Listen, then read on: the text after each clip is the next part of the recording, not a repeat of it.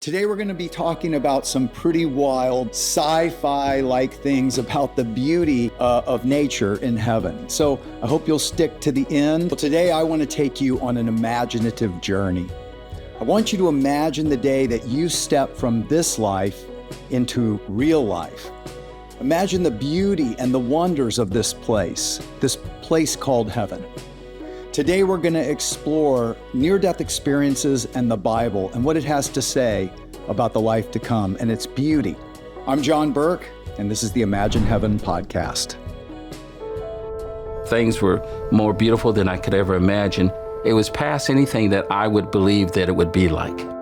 The colors were so alive that the most beautiful day on earth is just a reflection of those colors. The greens were greener. The yellows, the golds, the blues, everything reminded me that earth is a reflection of heaven, but heaven is perfection.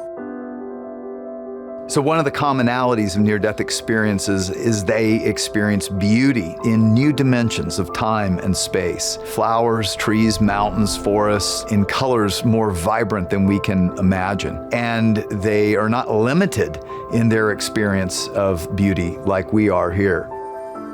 About 52% of people having a near-death experience describe beauty in this heavenly realm that is beyond anything on earth, things that are absolutely spectacular. It seemed like everything there was glad I was there. The trees were glad I was there. The flowers were glad I was there. The water was glad I was there. Everything was alive. There was nothing dead, and everything was intelligent. Everything was far more intense. The colors, the aromas, the flowers were such that I felt that I could not only see them, but I understood them. Gorgeous, beautiful, all of the adjectives, but it's beyond words.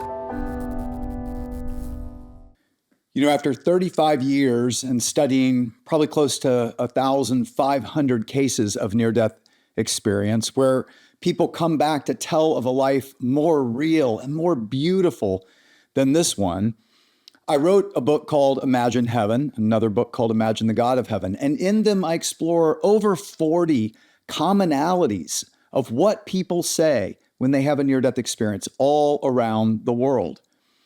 And I show how this is what the Bible has been explaining of this exhilarating future that's to come. You know, in this podcast, what I hope to do is go into each of those 40 plus commonalities and kind of take a deep dive and show you not only what I've learned in my research and let you hear from the hundreds of hours of video interviews that I have that I've written my books off of, let you hear some of their stories, though you can get their fuller story in the books where I've written it.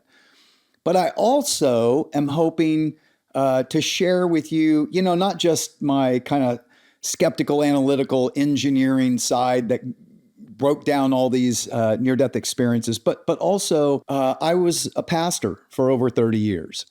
And I would love to share with you just some of my pastoral insights, not only studying the Bible, but also just helping people live their best life.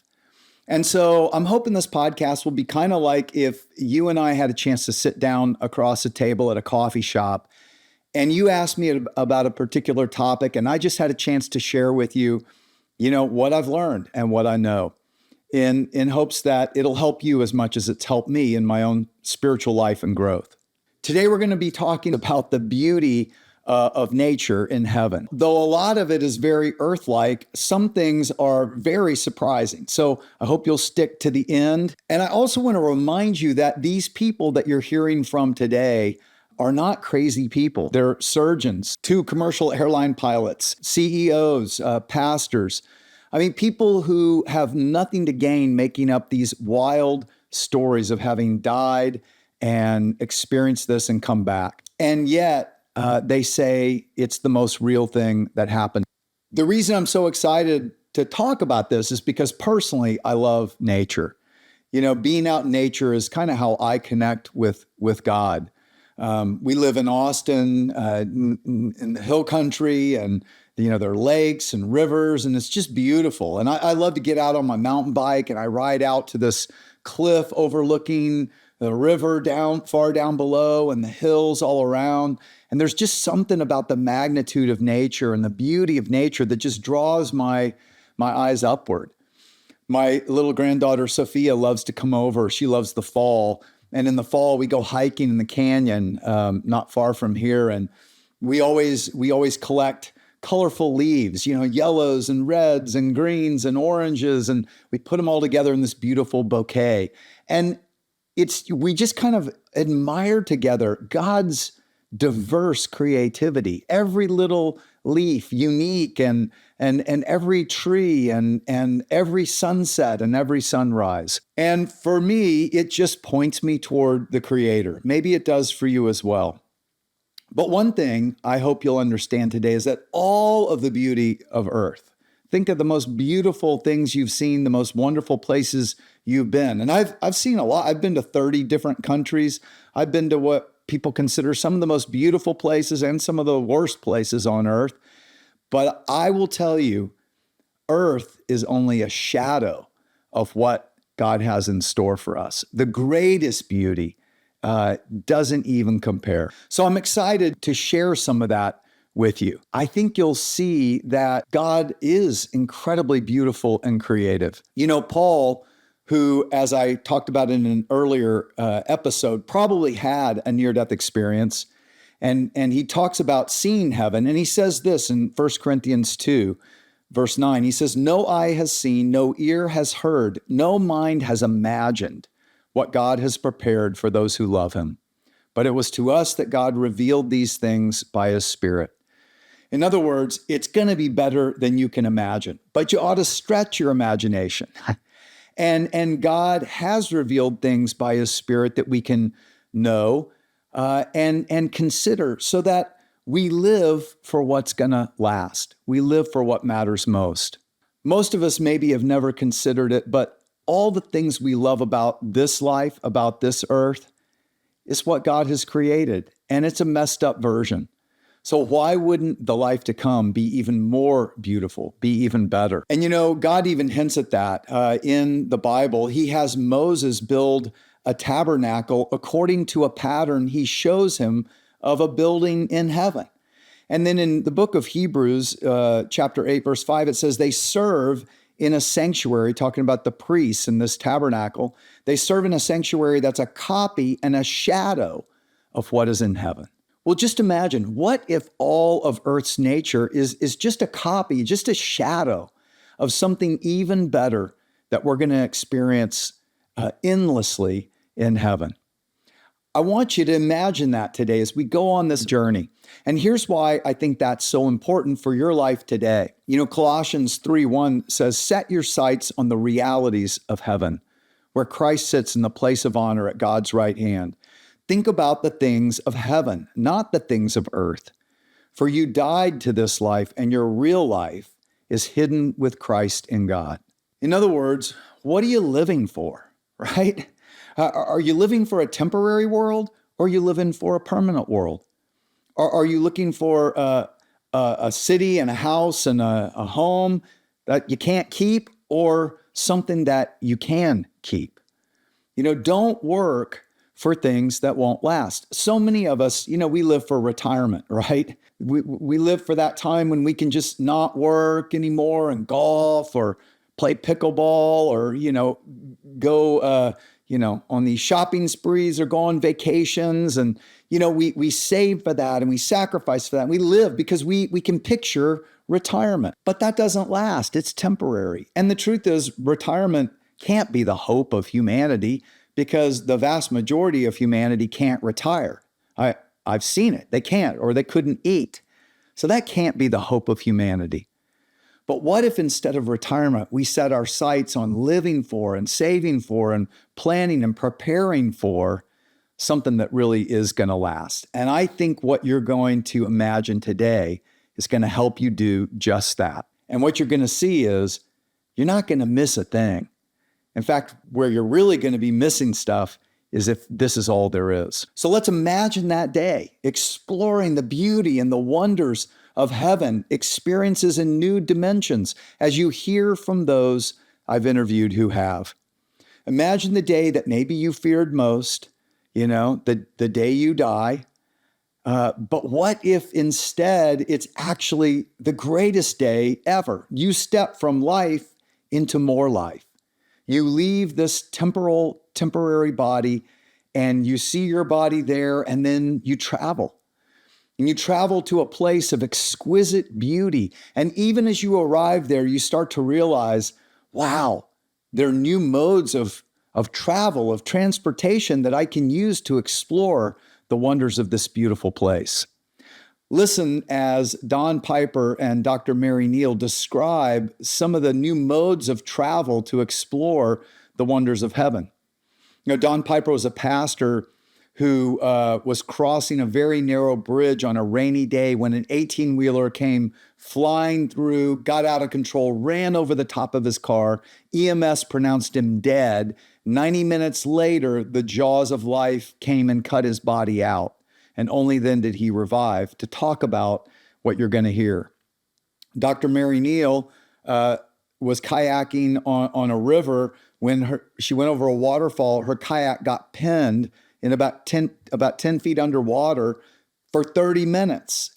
She has eyewitnesses there who saw it. She was dead 30 minutes. And yet listen to the wonders and the beauty and the new modes of travel she experienced. What's travel like in heaven? You know, What did you experience? I probably walked, but I feel like I moved in some cases without walking.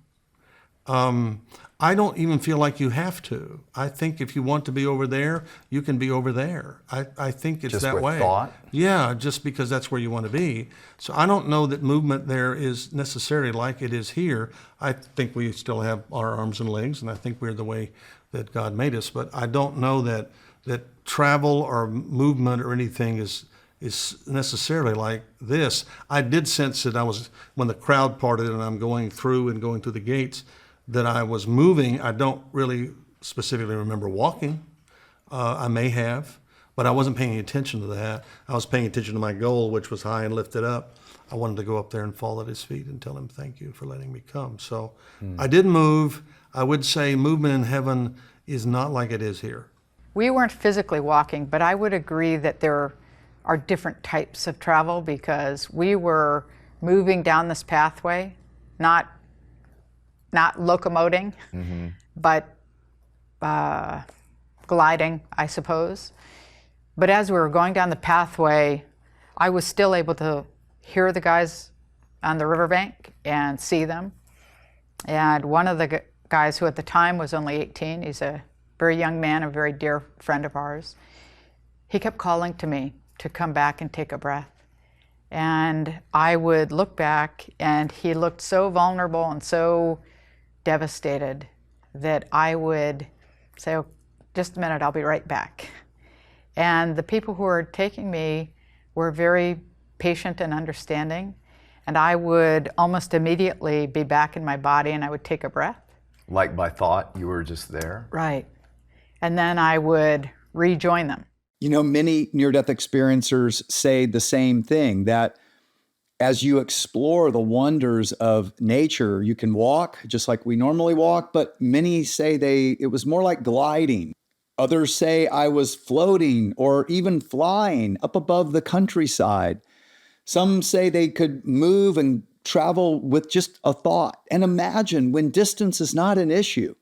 Maybe we will explore the universe that, we only could look at through telescopes here on Earth. Well, many near-death experiencers say when they first come into the kingdom of heaven, they enter a place that people in heaven call paradise. It's fascinating because Jesus talks about paradise. If you recall, when he was hanging on the cross, he was hanging between two criminals, and one mocked him and tried to get him to do his will, and the other humbled himself. And look at what it says. The first criminal says, "So you're the Messiah, are you? Prove it by saving yourself and us too while you're at it." And notice, no response. It's a good note. God doesn't feel the need to respond to our demands, but a humble heart of trust, man, it gets his attention. The other criminal protested, "Don't you fear God even when you have been sentenced to die? We deserve to die for our crimes, but this man hasn't done anything wrong." Then he said, Jesus, remember me when you come into your kingdom. And Jesus replied, I assure you, today you will be with me in paradise. Wow. I just got to pause. Do you see the heart of God? One guy, mocking him, demanding, prove yourself, nothing. But another just simply, I deserve this, but will you remember me? That's all it took. You'll be with me in paradise. That is the heart of God. I love what one of my favorite authors, C.S. Lewis, says. He says, God will let anyone into heaven who can possibly stand it.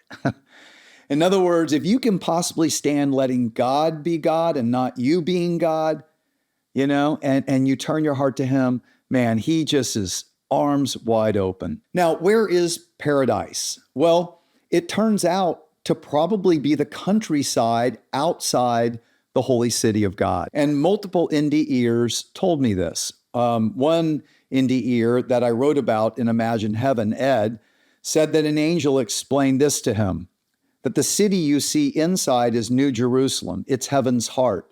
The Father and the Lord Jesus are inside on their thrones. The surrounding land is called paradise.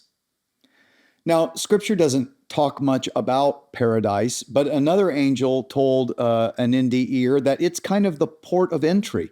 It's where most people, it's actually where these tunnels that people travel through, these portals, tend to open up and deposit people there in this place called paradise. It's like the port of entry to heaven. And the angel explained this. He said the large outer bounds that could be called suburbs because they're outside of the city walls, new arrivals go to this place first because we must learn that the Spirit of God controls everything in the city of God.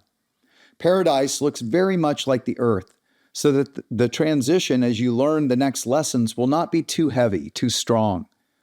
And so there are trees and birds and pets and very high mountains and lakes. Paradise is where the topography is very much like earth. Interestingly, the Bible describes the nature of heaven very much like earth.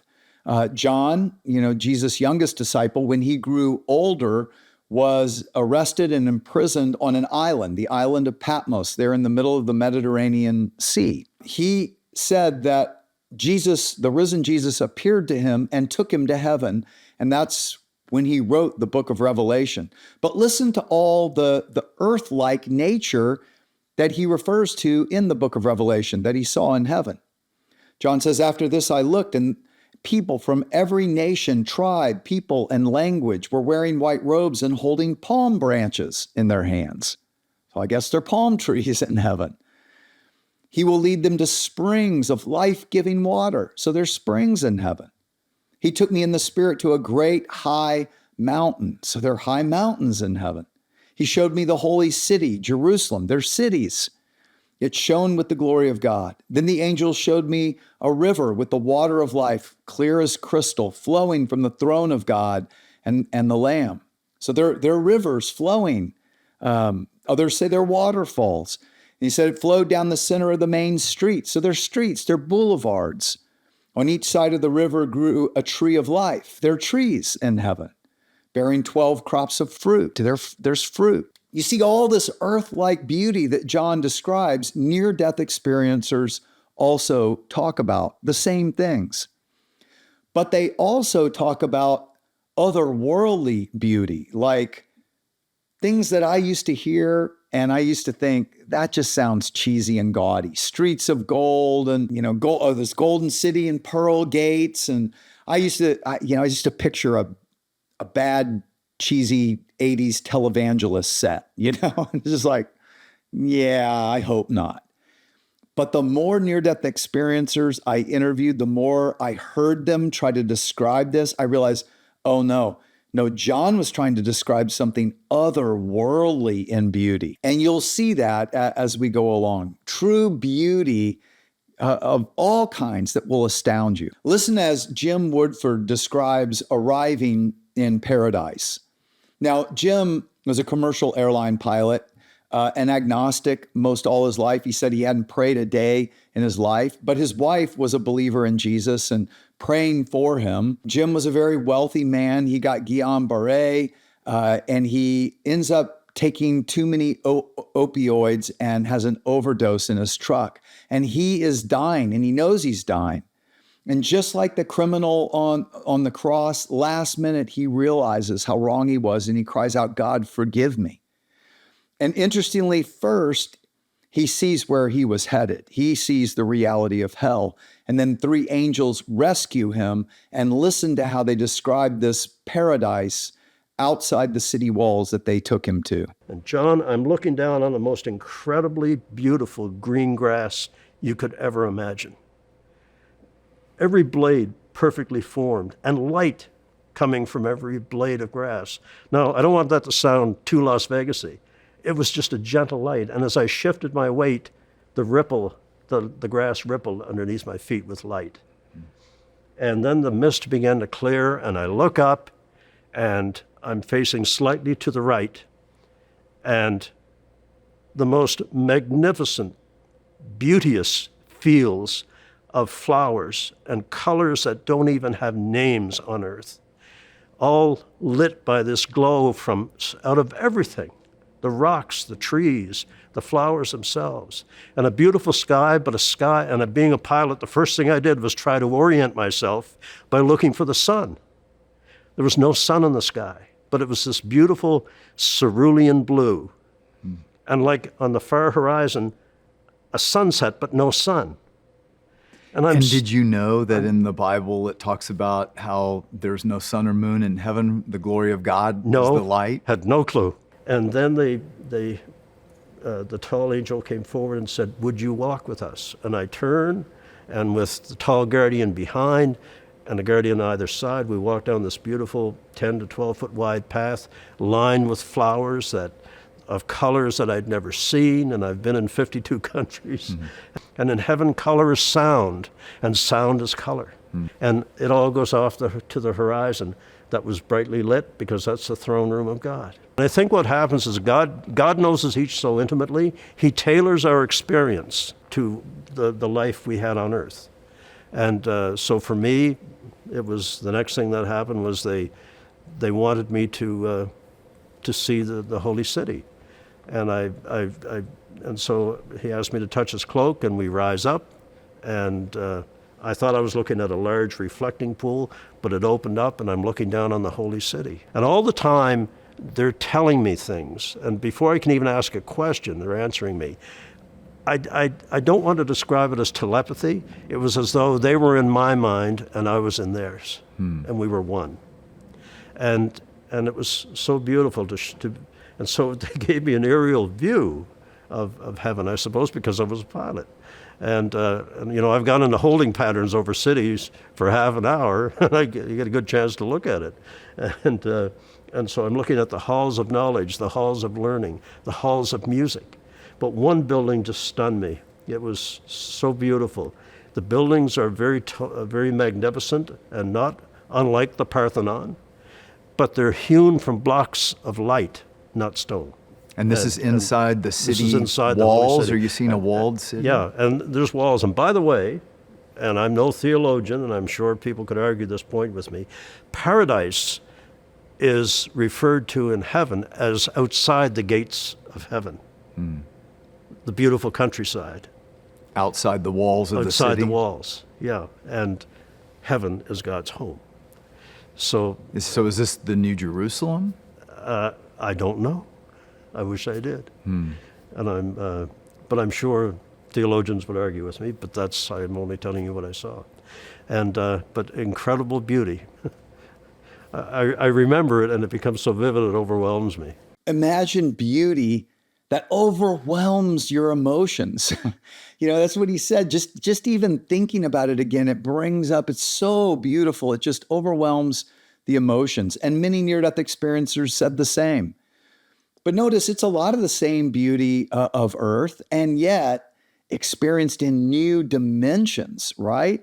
You know, they say there's a life to all of this nature beyond the life we experience here. The sound has color, and color has sound. The senses of experience are blended.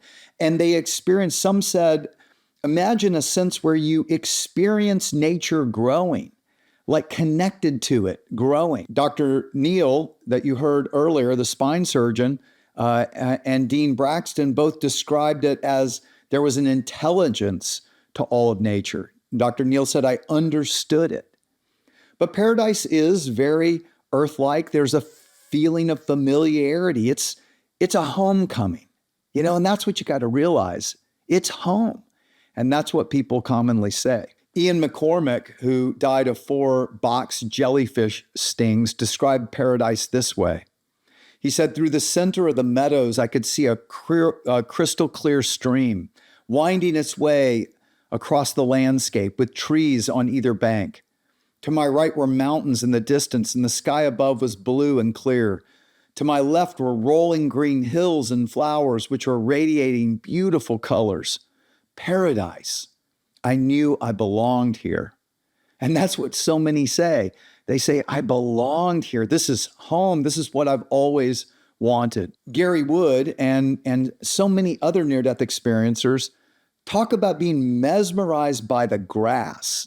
Jim talked about the grass, if you notice. I don't know why, but so many of them just describe the grass. This one banker, Marv Besteman, who was a golfer, said, I've been to the Masters, the most exquisite golf courses on earth, and nothing can compare to that grass. Gary Wood said, I began walking on the green, lush carpet of grass that covered the hillside. Looking down, I noticed that the grass came all the way through my feet, that there were no indentions where I just walked.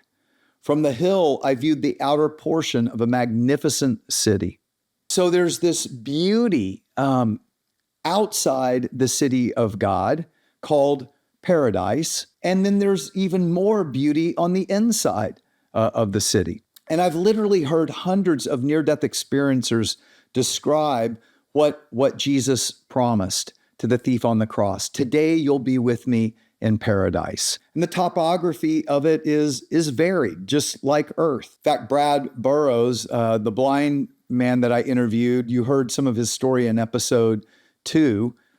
He described to me, and I think I had it in episode 2, going up a very steep hill up to the same city walls that you're hearing others describe today. Dale Black, another commercial airline pilot, God gave him a flyover of the same holy city of God, just like he gave Jim, the other commercial airline pilot. And it's just like Jim said. He said, I think God loves to delight us. He tailors the experience of heaven as we come in to what would most delight us. So this other commercial airline pilot, Dale Black, gets the same flyover of paradise, but then he also sees the beauty inside the city of God. Listen to how these two pilots' descriptions of the beauty both overlaps, but also the unique perspective of this extra-dimensional experience. So you could see not just a light in the middle of this darkness, but there was a city as well?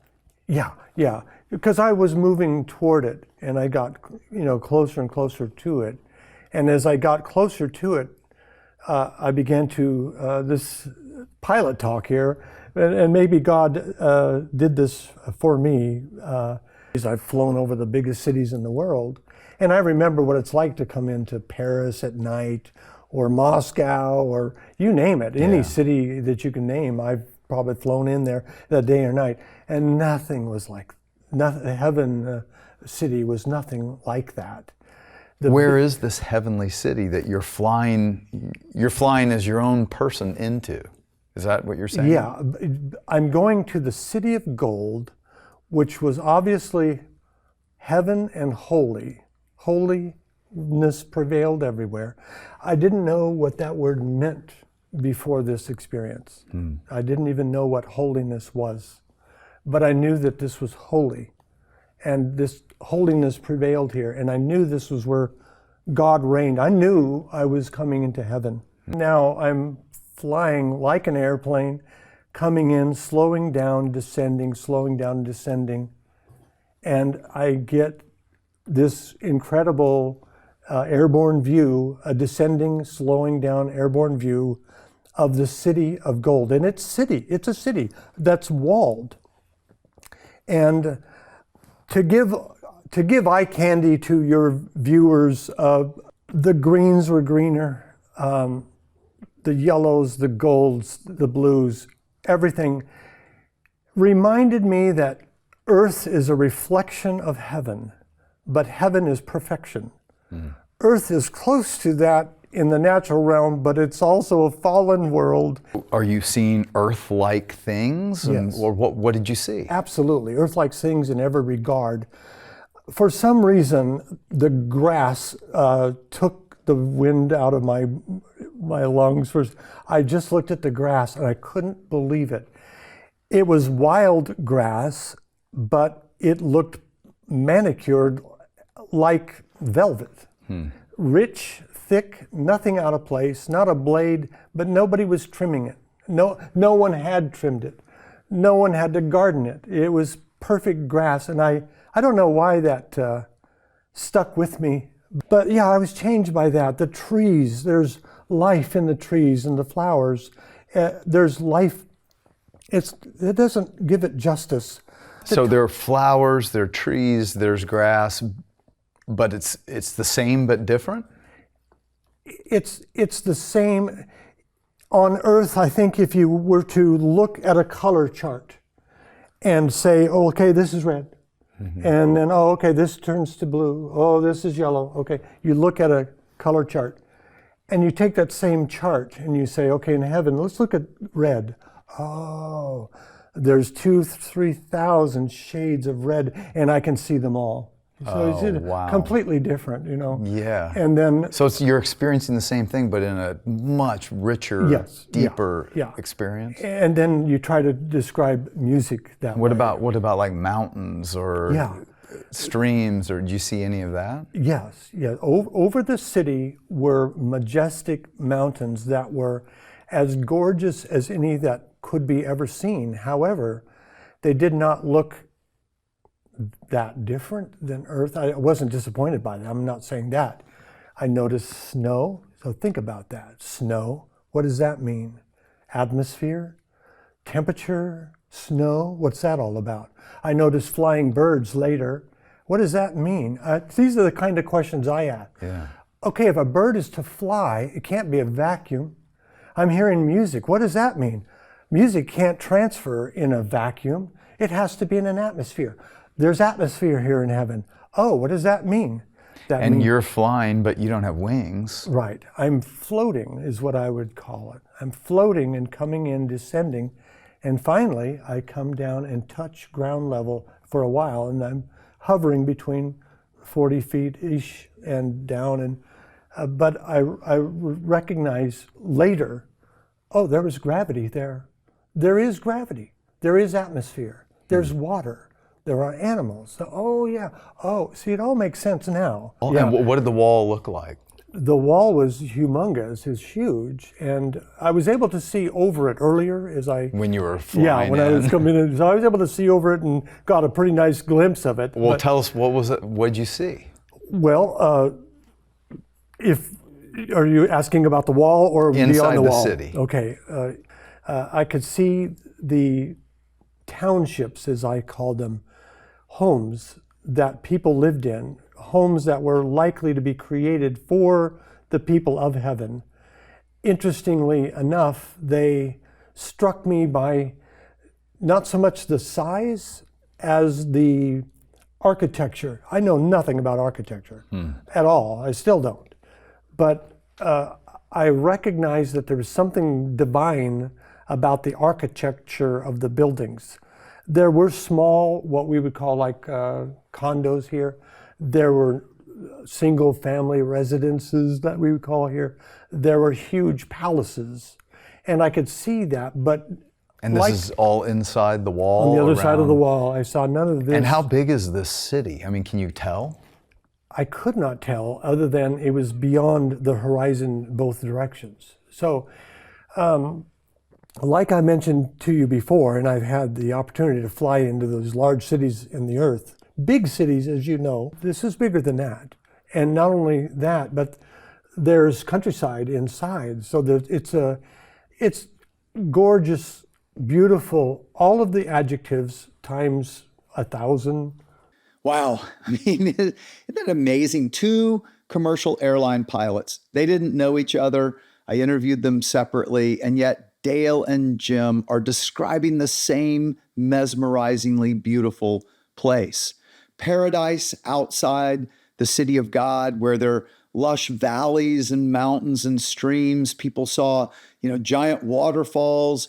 Dale said even snow, or what appeared to be snow, high up on the mountains.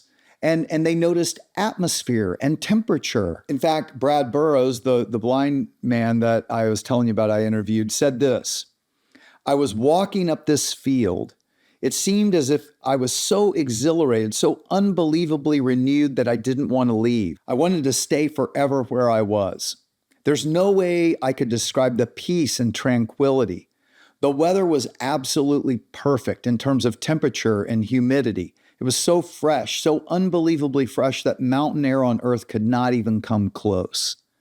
It's fascinating because a blind person would have senses trained to notice non-visual things like that most, right? And he describes them in depth. He also, though, described the countryside, including palm trees that he saw and the light coming out of everything. And he walks up to the same city wall with the gate, going through. Now, inside the holy city, Jim and Dale described the same things. This walled city, bigger than any city on earth, but gorgeous inside. And these gorgeous buildings of, Dale said, divine architecture. He said the architecture alone was just mesmerizingly beautiful. Jim said, and interestingly, Dr. Mary Neal said that they were made out of what looked like Roman blocks of stone, but constructed of light. Mary said constructed of love. But remember, light and love are one because it's the glory of God. I know that sounds bizarre, but it also explains why they talk about it's solid, but it's also transparent. And this is exactly what Revelation 21 talks about. John says the city's length and width and height were each 1,400 miles. And then the angel, measured the walls and found them to be 216 feet thick, and they were also 200 feet tall, according to the human standard used by the angel. The wall was made of jasper, and the city was pure gold, as clear as glass. Well, in our world, it can't be both. And yet, near-death experiencers consistently describe it the same way. Even Santosh, this Hindu manufacturing engineer that I think you heard from in one of the earlier episodes, when I interviewed him, he describes the same huge walled city, and he longed to go inside, and he counted 12 gates. It's just exactly what John described in Revelation 21. And he said inside gorgeous grounds and these buildings, he said, made of otherworldly building materials. He's a manufacturing engineer, so he would notice that, right? But notice what they say. It's exponentially more vivid and colorful and mesmerizing and alive, and there's a connectivity of all of it that you experience it in ways you never have on earth. There's all kinds of recognizable beauty in the city as well from those I've talked to. There are parks, there are gardens, there are waterfalls and boulevards and all these different various spectacular buildings and amphitheaters. As Jim said, he was asking about buildings. There was the halls of learning. There's the halls of music, where others have told me exquisite other dimensional music is being composed. They're the halls of knowledge. And all that beauty, like Dale said, it is like what you would imagine on earth times 1,000. You think about it, humans are so diverse in how we experience beauty. Some love the mountains, others love beautiful architecture and art. They love a beautiful, quaint cityscape. Others would love to be in exquisite gardens with water features.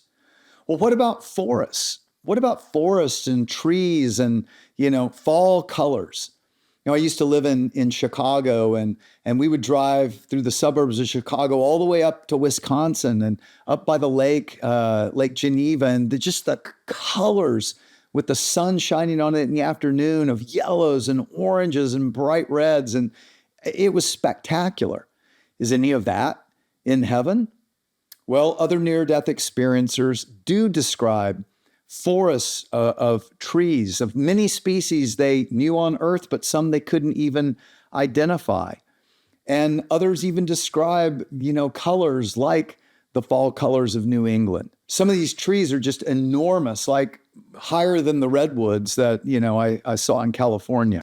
Dr. Richard Eby was a medical doctor who had a near-death experience when he fell off a 2-story balcony straight onto his head. Here's what he said he experienced in this beautiful valley. My gaze riveted the exquisite valley in which I found myself. Forests of symmetrical trees, unlike anything on earth, covered the foothills on each side. I could see each branch and leaf, not a brown spot or dead leaf in the forest. No death there, he said, includes the vegetation. They resembled somewhat the tall arborvitae cedars of North America, but I could not identify them. The valley floor was gorgeous, stately grasses, each blade perfect and erect. And they were interspersed with ultra-white 4-petaled flowers on stems 2 feet tall, with a touch of gold at the centers. So near-death experiencers describe these forests of beauty, fall colors like New England. And the trees themselves, some of them are mystically intriguing, not just like the trees of Earth. Dean and Karina both describe almost magical like trees.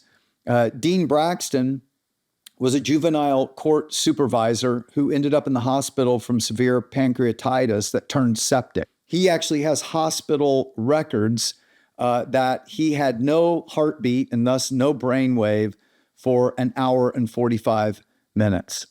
Karina Martinez from Colombia, who I interviewed, had a very rough upbringing of abuse and abandonment. She was seeking love, in all the wrong ways. And then in COVID, she dies. And she realizes God is real. And like the thief on the cross, she too cries out to God to help her and for forgiveness. And she too, as well as Dean, see the beauty of heaven in these spectacular trees they talk about. Listen. Once I moved toward the light, I came into the light. And like I said earlier, it was like all of a sudden I was entered this realm where everything was right. There was nothing wrong. And it was past peace. That's the best way for me to describe it. When I first came in and there was a force before me. And the best way would be like, and it wasn't this way, but this is the best way I can do it. It's like you're coming off of the ocean and you come on a beach and before you is all these trees, like if you hit an island or something like that. That's what it seemed like to me. But in this case, it wasn't a beach, it was grass before. I came in on grass, there was flowers around, there were animals around, and there was this force before me. And I knew that I wanted to be where Jesus was. That was my heart desire, to be where Jesus was. And I knew I had to go through that forest to get on the other side to where he was. And so I started moving in that direction. And it wasn't like I was walking like you normally walk like this. It's almost like I was gliding like on a people mover that you have in the airport or something like that, And I remember going up to the trees, and then the trees just started opening up for me. And there was a pathway that was laid before me, and I just went on that pathway. And as I went through the forest, it seemed like everything in the forest was saying to me, he's going to see the king, he's going to see the king. And when I got on the other side of the forest, that's when I saw Jesus Christ. The forest is not similar, it's different kind of in the way our forest is. I remember going through West Virginia during the fall season and seeing the beautiful hills covered with, the fall leaves. And all I could think of, this is like heaven. But nothing's falling apart. Because those colors of the trees, how they change and everything, that's their color. So it's always that way. So in saying that to you, it's hard to really describe it to the fullness of what I experienced due to the fact that I'm leaving out a whole lot because we just don't have it on the planet. When I'm describing things, and I've heard people describe it this way, they'll use the word like. It's like this.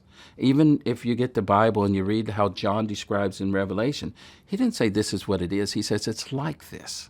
And he's saying that's the closest we can come to describing what it's like there. You're kind of exploring heaven. You're flying, Yes, floating? yeah, or floating. I walking? felt like I was floating. I felt like I was having a tour of the whole area. And the only things that I could bring back are the little things that I'm sharing with you. You have no idea how many times I cry. Why don't you let me see what I saw? Why don't you let me? And he's only allowing me bits and pieces of it. When I floated and I started seeing this huge, massive tree. I could see from the top, like almost if I had come down, the trunk of the tree is massive. I could see a child. Where are you? What are you seeing? So I'm seeing a garden, I'm seeing the tree, and I'm seeing, those cement benches. I see a cement, but it's gold. And I see a little girl just running around laughing, and I could not speak to her. I had no connection, but yet connection.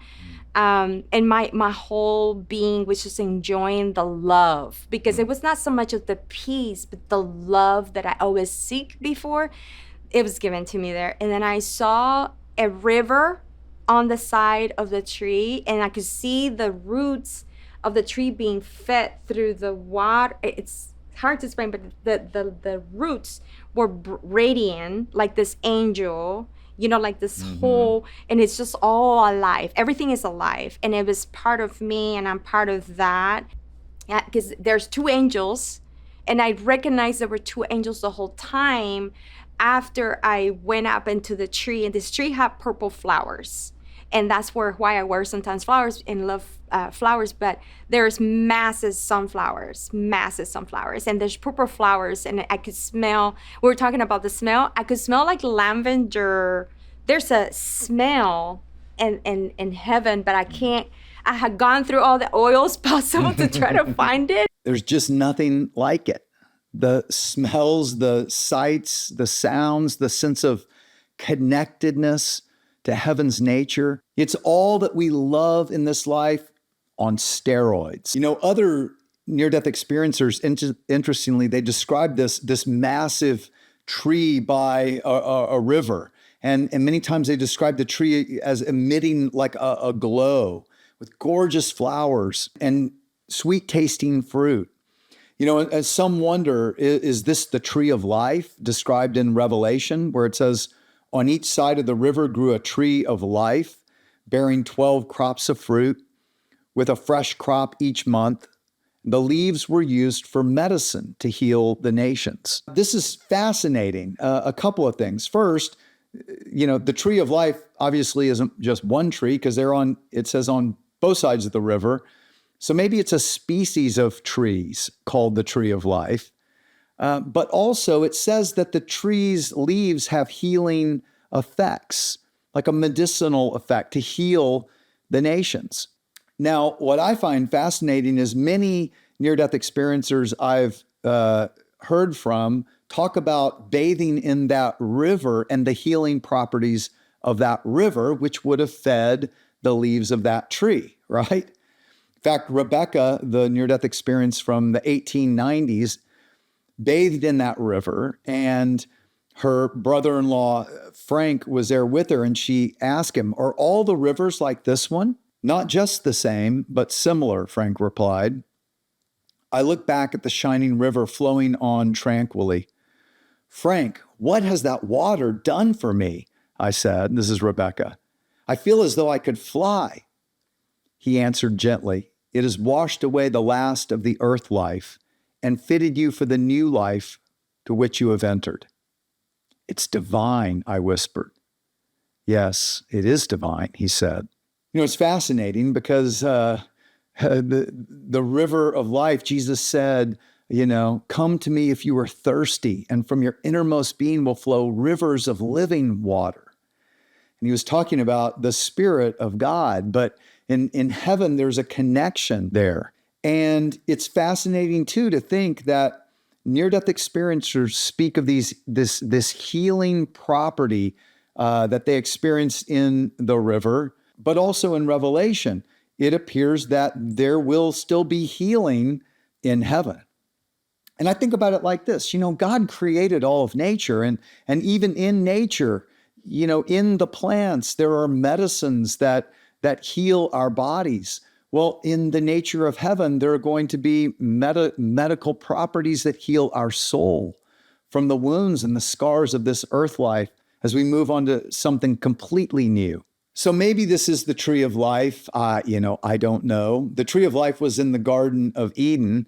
We were forbidden to eat from it once we rebelled against God. And it says God was protecting us from eating from it and living eternally in a state of disconnection or separation from God.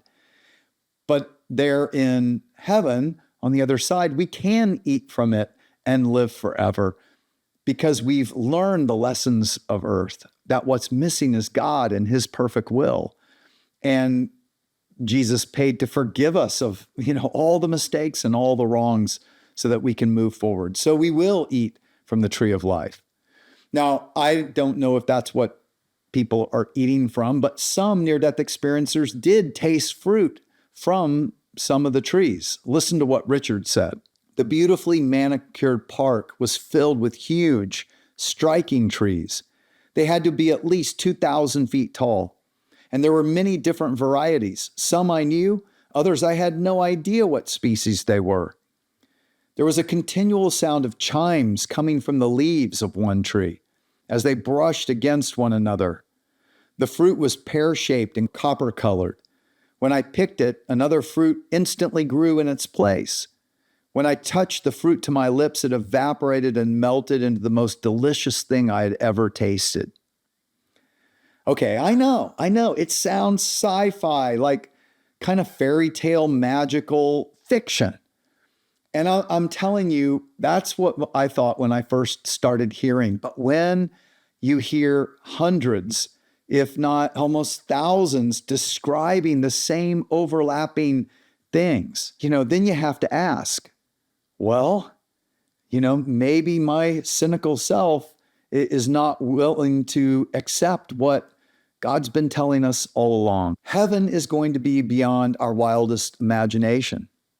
And I love what C.S. Lewis said, because he was an Oxford literary scholar. And he said, how do you explain that this idiotic universe created creatures whose very dreams and fantasy ideas could surpass what we experience here?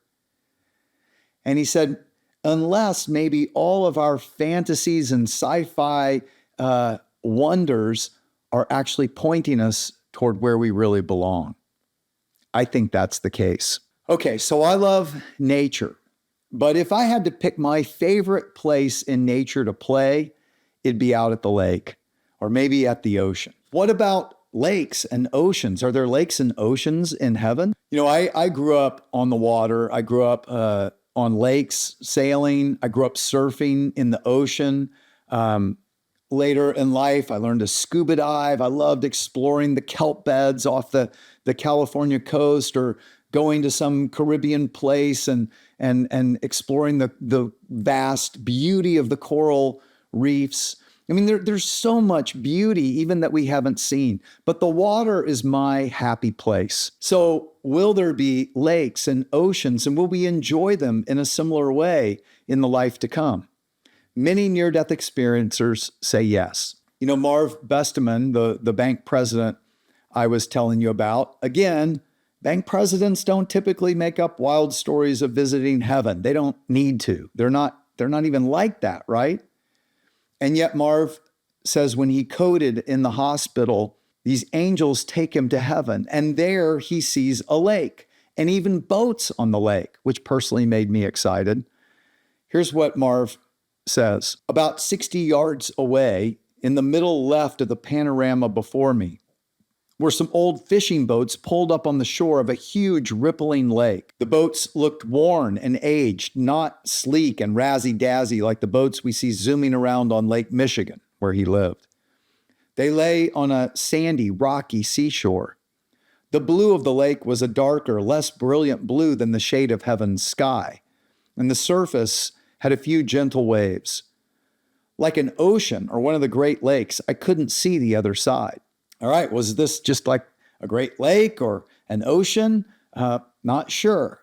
But what's fascinating is Rebecca Springer, the near-death experiencer from the 1890s, And again, before near-death experiencers were known, not only describes the exquisite beauty of this lake nestled in the hills of heaven, but she describes seeing people enjoying and playing on the lakes on boats propelled by some unseen force.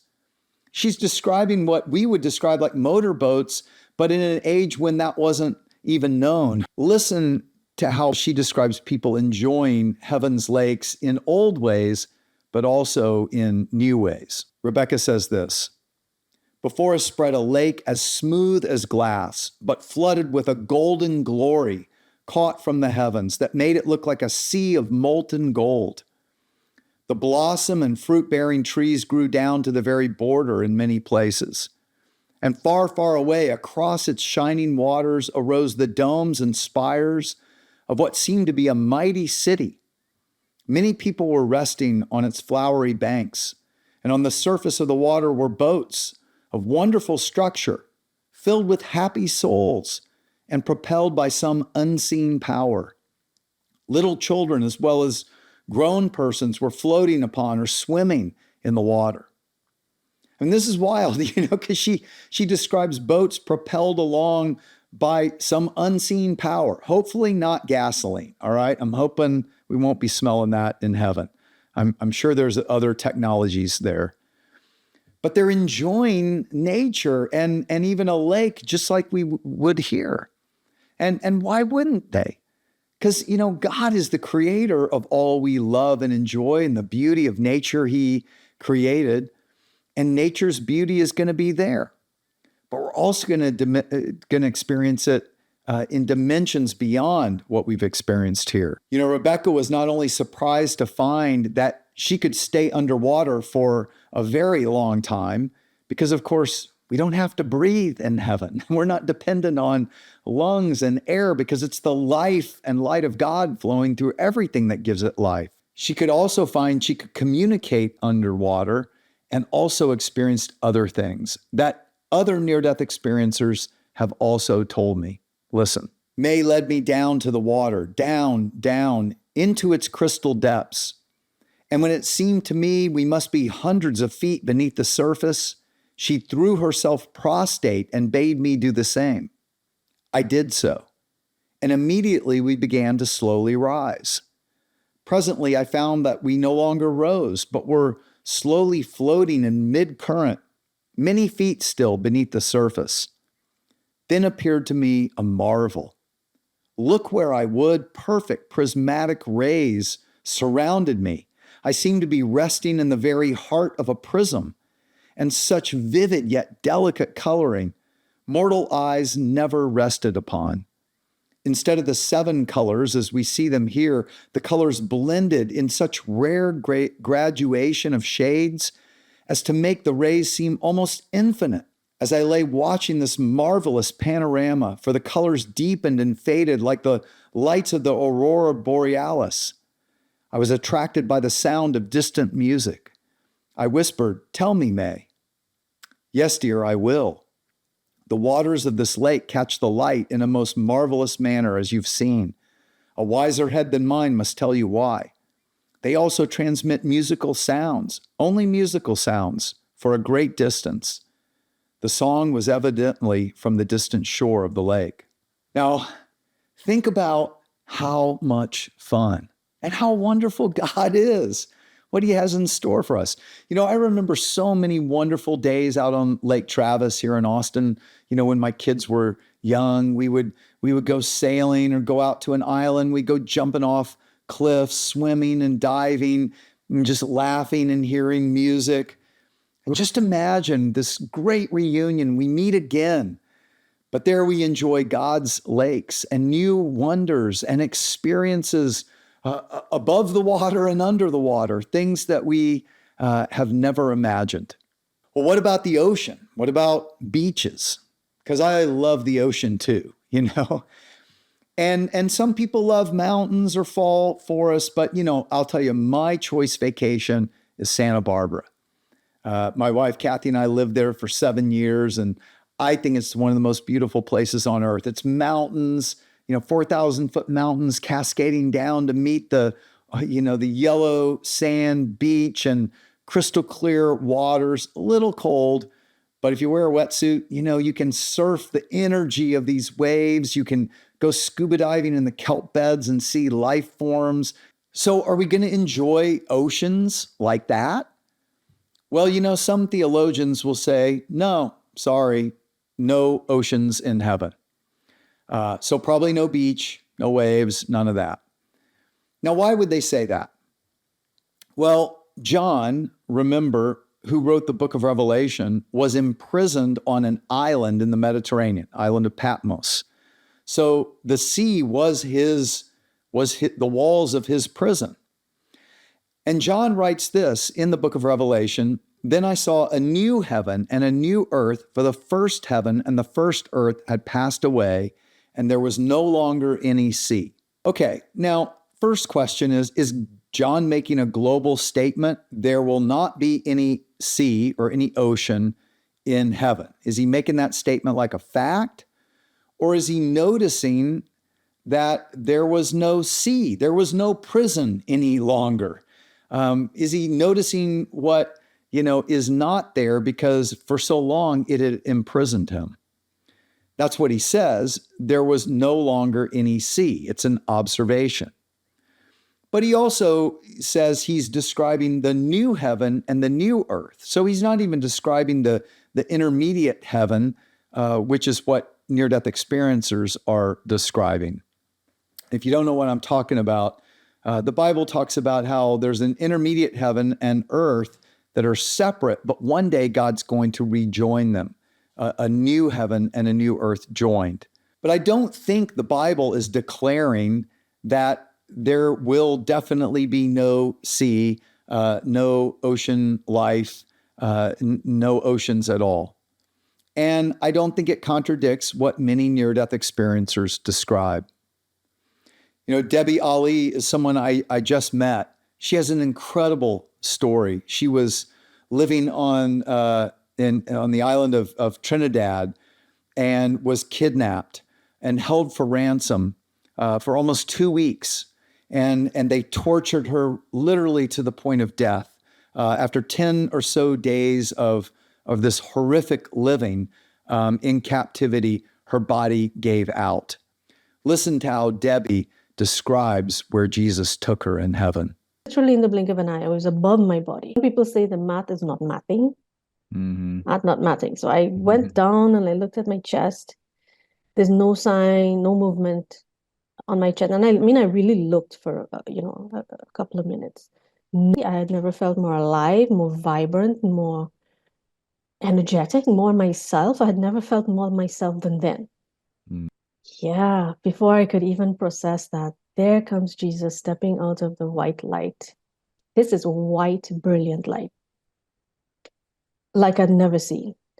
And I was able to look directly into that light and not, no need to squint or, I'm just looking in this brilliance, and there was an instant knowing.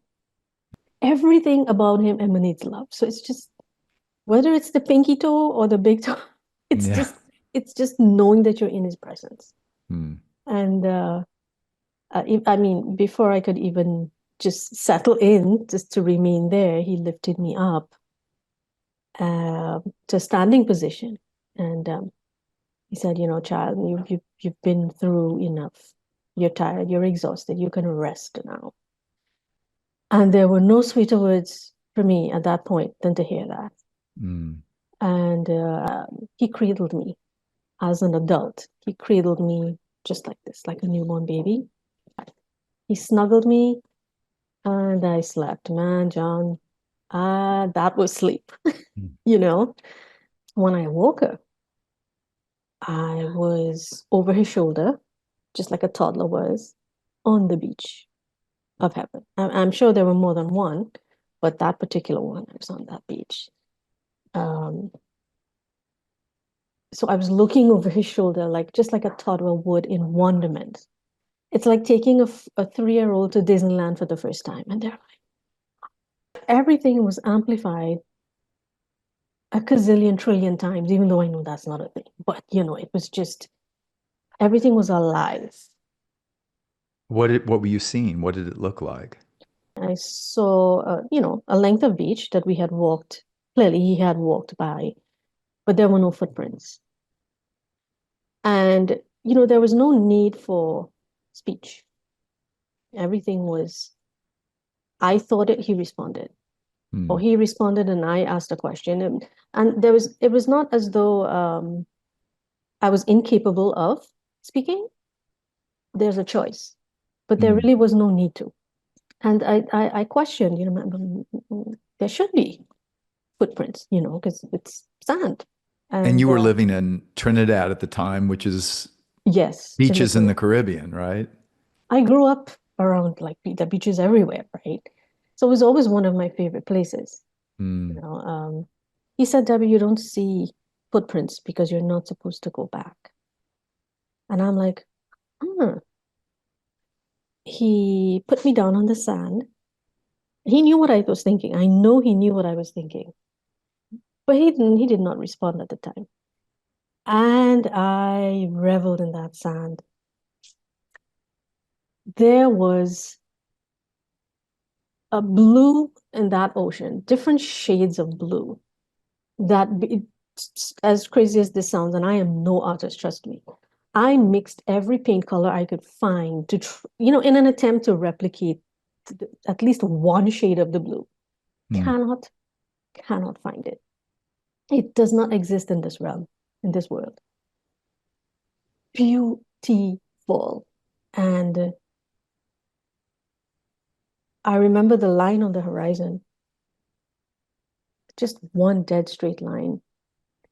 And everything was so amplified that it was blowing my mind. Every little thing blew my mind. I've seen the horizon, I mean, how many times? But that horizon was just, there was a glow kind of emanating from the horizon.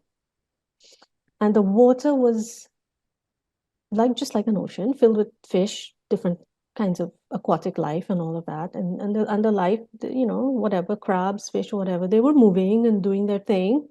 You knew that, or you saw that, or? I saw that, and I knew that.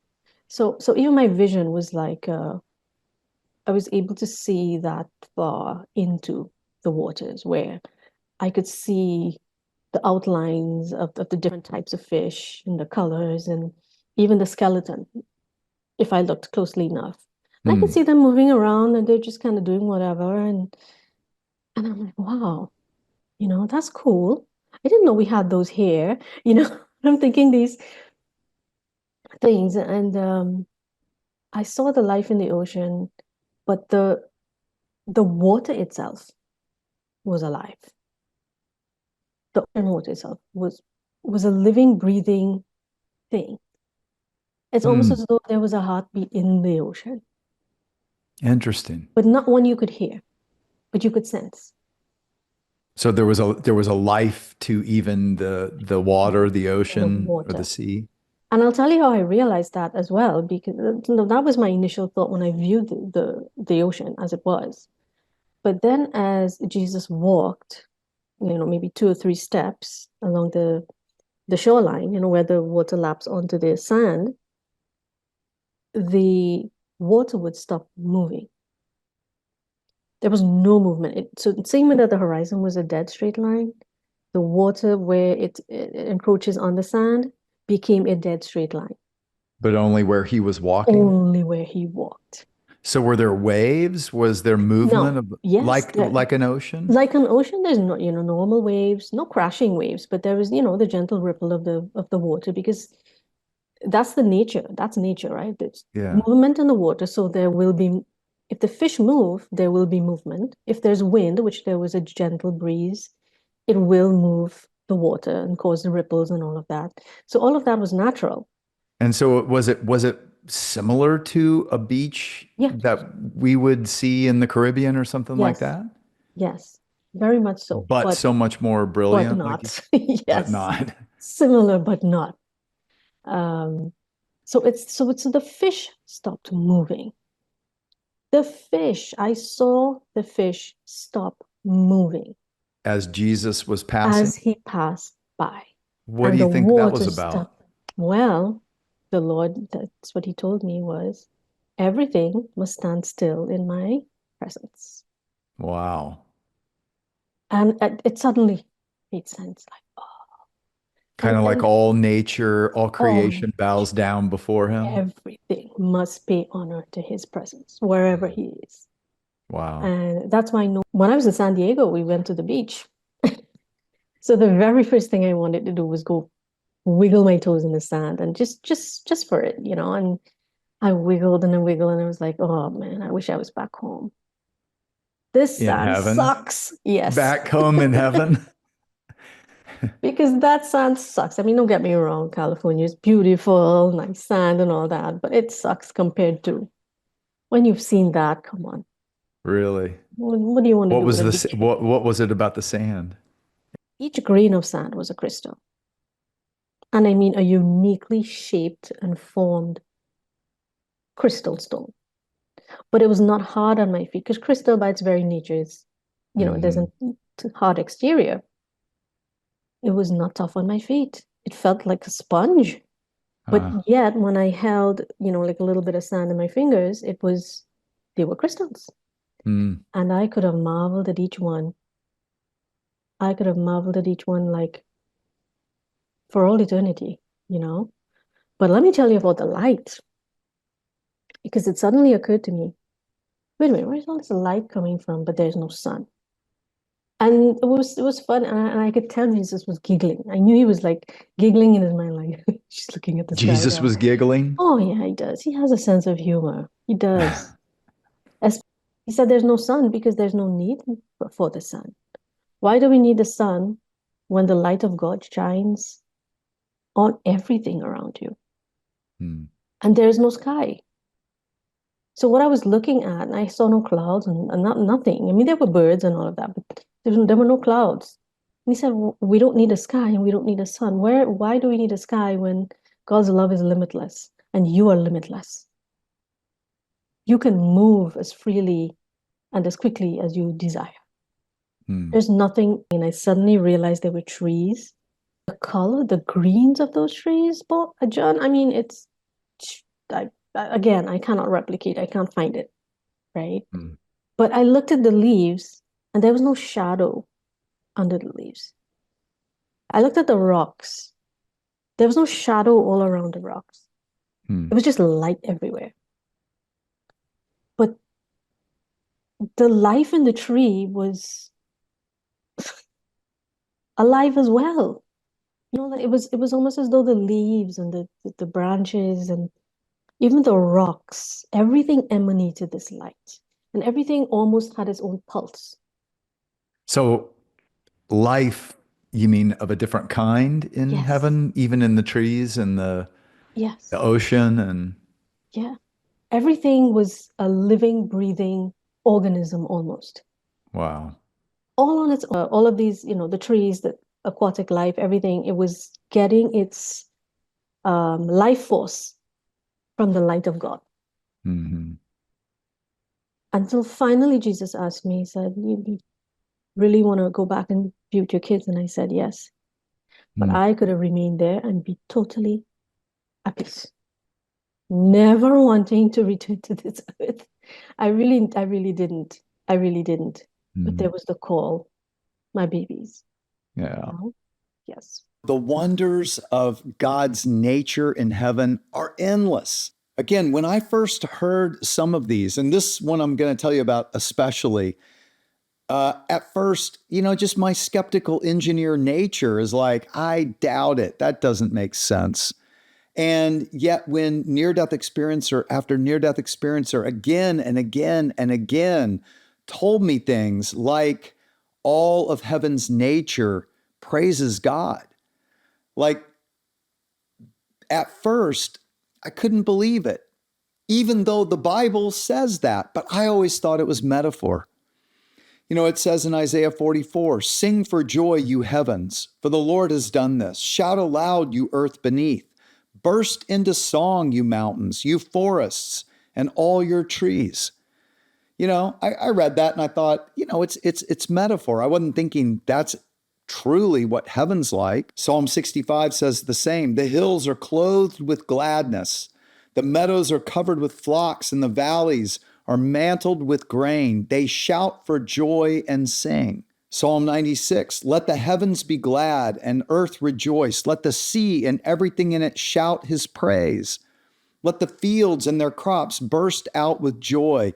Let the trees of the forest sing for joy before the Lord. I wouldn't have believed that that's literal in heaven if so many people that I respected and knew they wouldn't just make this up again and again and again hadn't told me so. God began to withdraw part of himself, and I could see something infinitely far away, but it was as if it was right in front of me. And it was heaven. I could see the grass and the trees and the flowers, and I could see every detail. I could see every individual blade of grass. I could see every vein in every leaf, every needle on every pine tree. I could see everything, and and even the grass was singing the praises of God. There was music they were singing. Now, they weren't singing in words, and if you asked me to reproduce that sound, I couldn't. But all I can say is even the blades of grass were singing the praises of God. And the colors were so alive that the most beautiful day on earth is just a reflection of those colors. At first, when I first entered in, it seemed like everything there was glad I was there. The trees were glad I was there. The flowers were glad I was there. The water was glad I was there. There was animals, peoples, everything you would have here on the planet in the sense of life. You know, it's just that everything was alive. There was nothing dead, and everything was intelligent. It was past anything that I would believe that it would be like. And I turned, and with the tall guardian behind, and a guardian on either side, we walked down this beautiful 10 to 12 foot wide path lined with flowers of colors that I'd never seen, and I've been in 52 countries. Mm-hmm. And flowers that sing to you, John. There was a melody that came up, the tinkling of bells, but it had a melody. And in heaven, color is sound, and sound is color. Mm-hmm. So the notes come up in a pink mist, and it all goes off to the horizon. That was brightly lit because that's the throne room of God. And I would not have believed any of that, except I've heard so many of you even talk about the flowers and melodies coming out and the singing. It's interesting. I have people say, well, I heard similar things. Well, I hope so. God didn't create heaven just for me. It's a great reminder that all of creation will one day praise God, because you too, in his presence, will one day burst forth in praise. It won't be difficult. Your soul will be so filled with joy, you will want to, because there'll be nothing else to do with this incredible feeling of gratitude that you have. But you don't have to wait for that. I want to encourage you to apply what we've been talking about today. So many people find it hard to worship or to praise God. It feels like a duty, or you ought to, or you should. But in heaven, it's not going to be that way. It's going to be natural. And I think the reason it's not more natural on earth is because we just don't connect the dots. So connect the dots.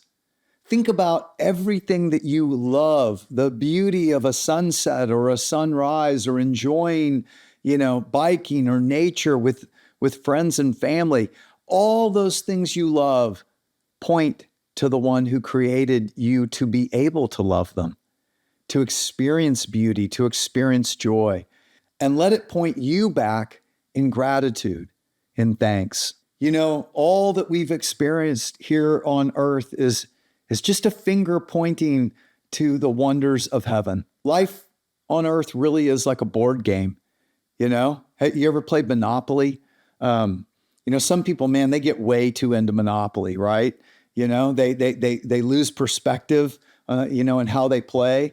But the truth is, it doesn't really matter at the end of the game how many houses you have on Park Place or how much paper money you've stacked up. Because at the end of the game, as my friend John Ortberg says, it all goes back in the box, right? It all goes back in the box. And all that matters is how you played the game, how it affected who you were and how you interacted with people. And the truth is, this earth life is like a board game. You know, at the end of the game, you're not going to take it with you. It all goes back in the box. You're not going to ship your storage unit to heaven.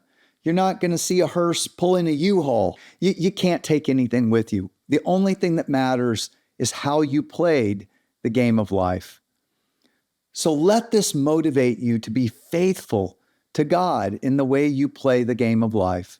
Jesus said this, if you're faithful in little things, you'll be faithful in large ones.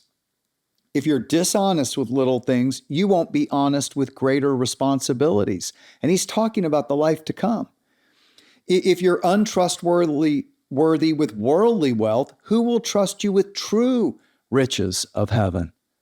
And we've begun to get just a glimpse of the true riches of heaven. You know, and what he's saying is whoever is faithful with what doesn't last on earth can be trusted with so much more of what does last in the life to come. So I hope imagining heaven today has motivated you just to be like the heroes of faith who live this life and are even willing to go through the hardship and the difficulties and being faithful to God more and more, knowing that you won't miss anything here, but what's to come is so much better.